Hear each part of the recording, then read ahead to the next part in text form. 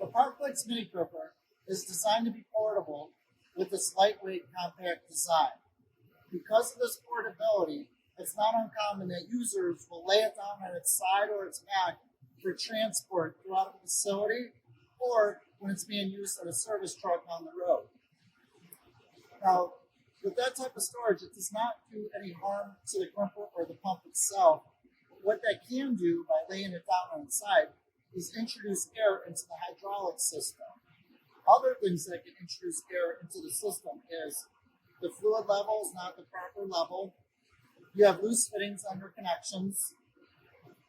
The seals in the pump are bad or just improper maintenance.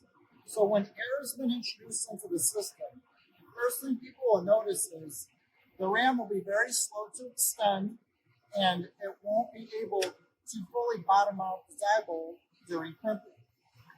You'll also notice that the pump will be operating very erratically. So first things first is to check everything over if you think air has been introduced into the system. Make sure that your air inlet is providing 60 to 100 psi of compressed air.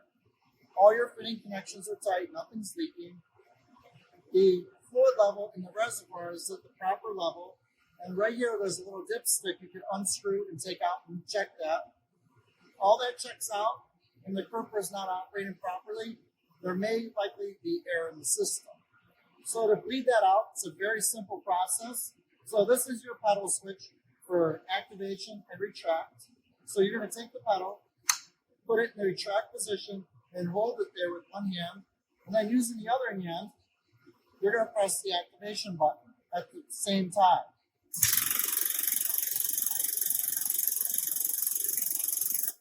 And you're going to do that for 5 to 10 seconds. You'll notice the ram will not move. And that is because we got the release button activated. So that puts the pump into a bleed process. Typically, you can do that 1 to 3 times to be able to bleed it out. Wait about 10 seconds between bleeds to give it a chance to rest. And wait another 10 seconds. 1 to 3 times should be adequate.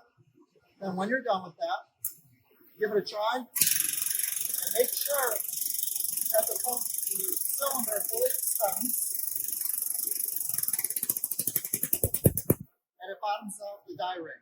You'll hear the pump come to a stop when it's been fully bottomed out. We'll retract and make sure that it retracts them. After bleeding, it's always suggested to double check the fluid level in the reservoir, especially when you've let out some air.